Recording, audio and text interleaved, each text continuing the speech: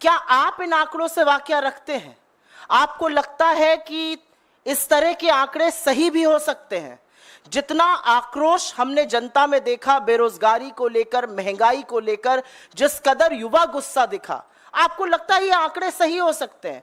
मेरी अपनी खबर है, और क्योंकि आप ही लोगों के बीच में रहकर 20 साल काम किया है, कि न्यूज रूम्स खुद चौक भौचक्के थे कि इस तरह के आंकड़े आ ही नहीं सकते, क्योंकि वो लोग गए। तो मुझे लगता है ये व्यवसाय है कुछ लोगों के लिए, वो काम करते हैं, उसका उतना ही मनोरंजन लीजिए, मनोरंजन उठाइए 2-3 दिन, और 4 जून को जब असल आंकड़े आएंगे तो वो जनता की आवाज है, वही मतादेश है।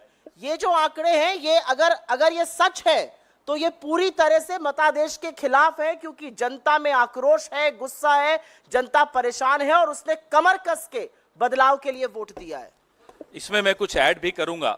एक नाम मैं नहीं लूंगा, लेकिन एक बहुत ज्यादा सेलिब्रेटेड सेफोलॉजिस्ट जो जिनके बारे में सब इंतजार कर रहे थे कल कि उनके आंकड़े आए या नहीं आए।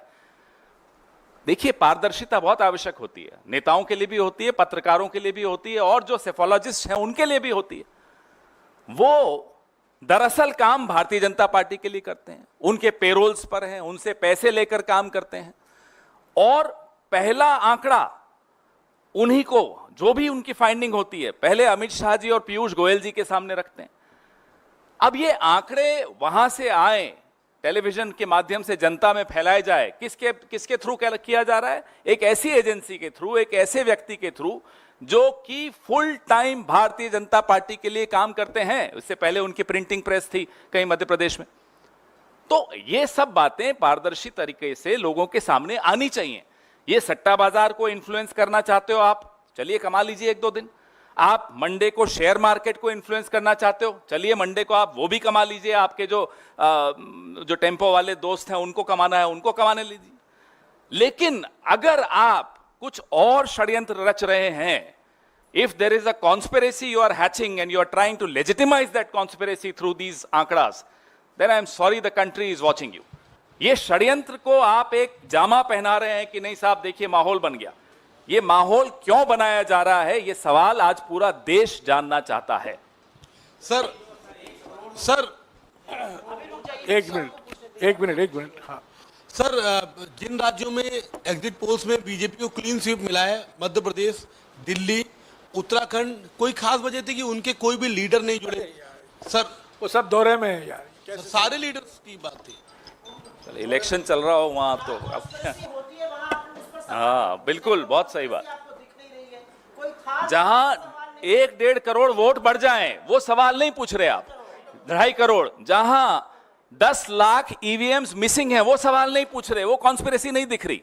जहां वो जिसको आप माई पोल एग्जिस्ट, जो भी नाम है उसका, वो बीजेपी का कार्यकर्ता समझ लीजिए, वो सवाल नहीं पूछ रहे आप। यार कमाल कर रहे हो। 2.5 करोड़।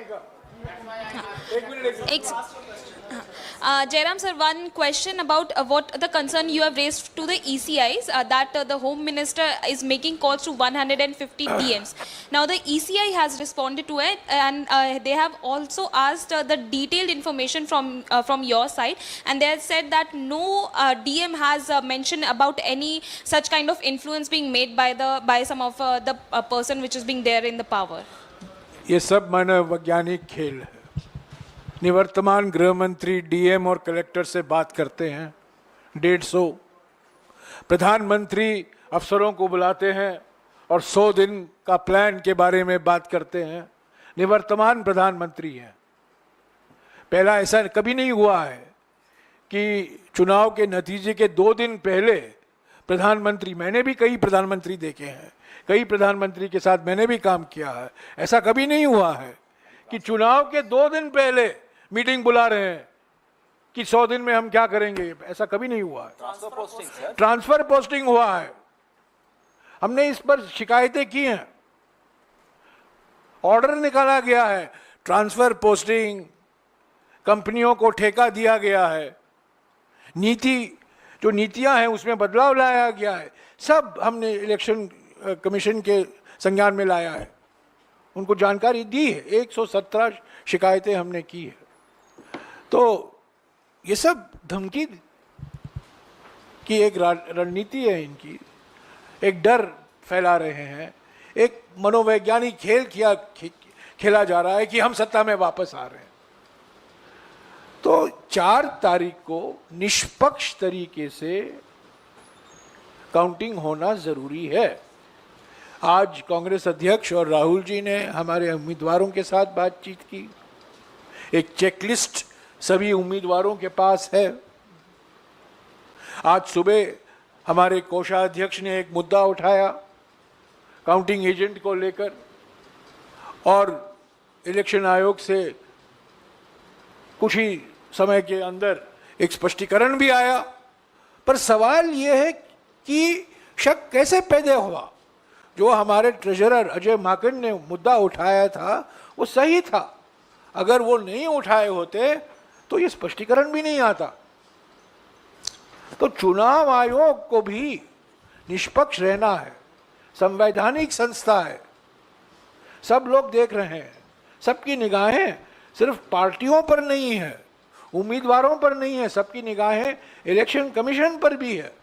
पर अब तक जिस तरीके से इलेक्शन कमीशन ने अपना कार्य काम किया है, हमें विश्वास बिल्कुल देता ही नहीं है। पर आज भी हम उम्मीद करते हैं, क्योंकि हम चुनाव आयोग एक संवैधानिक संस्था है, उसका सम्मान करते हैं, उसकी एक गरिमा होती है और उनको निष्पक्ष तरीके से काम करना चाहिए। जयराम जी, एक सवाल है जो आप लोगों का अनुमान था और जो एग्जिट पोल आए हैं, जयराम जी एक सवाल दक्षिण भारत को लेकर है। जो एग्जिट पोल के नतीजे आए हैं उसमें खासतौर से तमिलनाडु या केरल जैसे जो राज्य हैं उसमें भी बताया गया है कि बीजेपी बड़ी अच्छी खासी संख्या में सीटें ले रही है। दक्षिण तो भारत में बीजेपी साफ, दक्षिण भारत में बीजेपी साफ।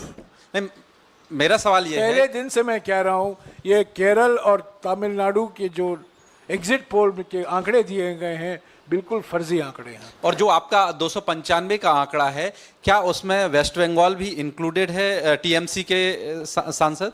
295 में सारे राज्यों शामिल हैं। ऐसा नहीं है कि हमने किसी स्टेट को छोड़ा है। पश्चिम बंगाल में भी हम जीत रहे हैं।